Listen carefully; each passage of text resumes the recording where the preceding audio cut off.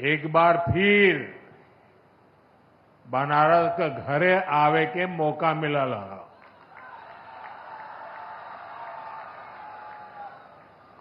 आज चेतगंज में नकटैया का मेला भी हो।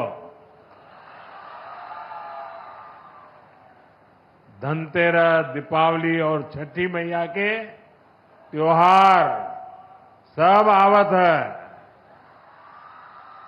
और उससे पहले आज काशी विकास के पर्व का साक्षी बनत है।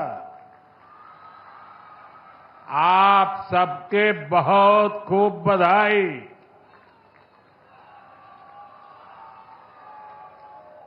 साथियों, काशी के लिए आज का दिन बहुत ही शुभ है।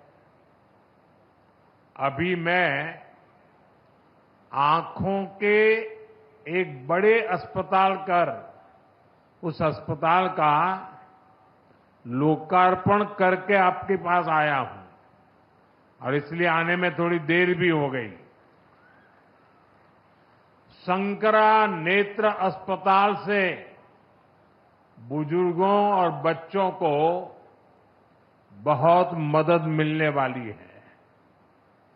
बाबा के आशीर्वाद से अभी यहां हजारों करोड़ रुपए के प्रोजेक्ट्स का शिलान्यास और लोकार्पण हुआ है। इनमें देश और यूपी के विकास की उसको नई ऊंचाई देने वाले प्रोजेक्ट भी हैं।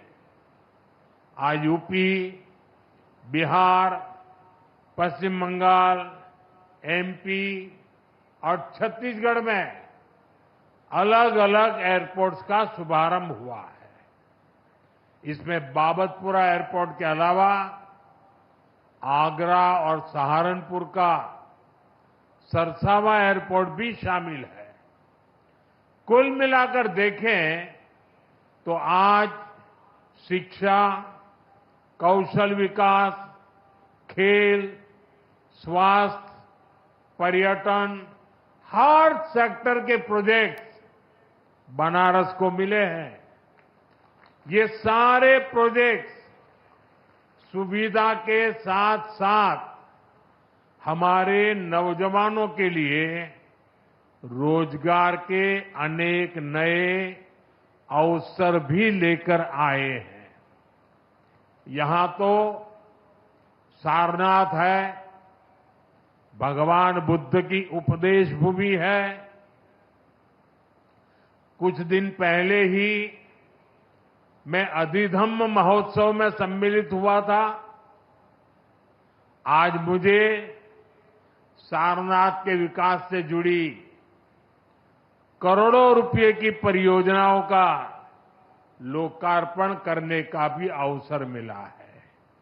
और आप तो जानते हैं, कुछ समय पहले हमने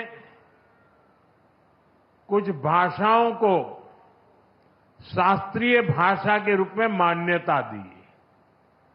उसमें पाली और प्राकृत भाषाएं भी है और पाली भाषा का सारनाथ से विशेष नाता है, काशी से विशेष नाता है, प्राकृत भाषा का भी विशेष नाता है और इसलिए उसका शास्त्रीय भाषा के रूप में गौरव प्राप्त होना ये हम सबके लिए गौरव का विषय है। मैं विकास की इन सभी परियोजनाओं के लिए आप सब मेरे काशीवासियों को और देश के सभी नागरिकों को बहुत बहुत बधाई देता हूं।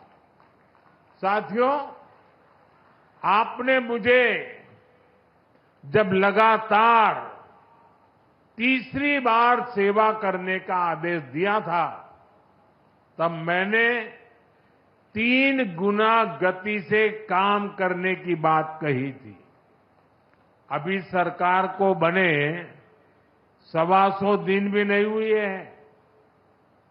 इतने कम समय में ही देश में 15 लाख करोड़ रुपए से अधिक की योजनाओं, परियोजनाओं पर हम काम शुरू कर चुके हैं।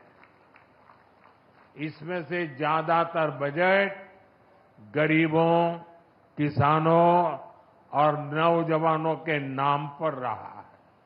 आप सोचिए, 10 साल पहले तक सरकार के लाखों करोड़ रुपयों के घोटालों की चर्चा अखबारों में छाई रहती थी। बातचीत का मुद्दा ही लाखों करोड़ों का घोटाला होता था।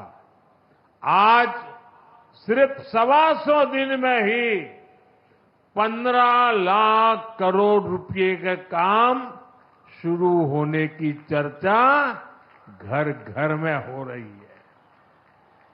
यही तो वो बदलाव है जो देश चाहता है। जनता का पैसा जनता पर खर्च हो, देश के विकास पर खर्च हो, पूरी ईमानदारी से खर्च हो, ये हमारी बड़ी प्राथमिकता है। साथियों, बीते 10 सालों में हमने देश में इंफ्रास्ट्रक्चर निर्माण का एक बहुत बड़ा अभियान शुरू किया है और इंफ्रास्ट्रक्चर के इस अभियान के 2 सबसे बड़े लक्ष्य हैं। पहला लक्ष्य निवेश से नागरिकों की सुविधा बढ़ाने की है। दूसरा लक्ष्य निवेश से नौजवानों को नौकरी देने का है।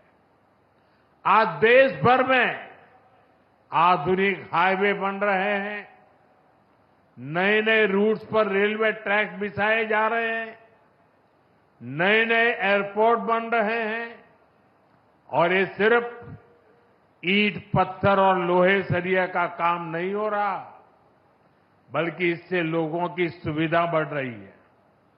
देश के युवाओं को नौकरियां भी मिल रही है। साथियों, आप देखिए, जब हमने बाबतपुरा एयरपोर्ट वाला हाईवे बनाया, एयरपोर्ट पर आधुनिक सुविधाएं बढ़ाई, तो क्या फायदा सिर्फ आने जाने वालों को मिला? नहीं, इससे बनारस के कितने ही लोगों को रोजगार मिला। इससे खेती, उद्योग और पर्यटन तीनों को बल मिला। आज बनारस आने वाले लोगों की संख्या तेजी से बढ़ी है। कोई घूमने के लिए आ रहा है, कोई व्यापार के लिए आ रहा है और इसमें फायदा आपका हो रहा है। इसलिए अब जब बाबतपुर हवाई अड्डे का और विस्तार होगा तो आपको और ज्यादा फायदा होगा। आज इस पर काम भी शुरू हो गया है।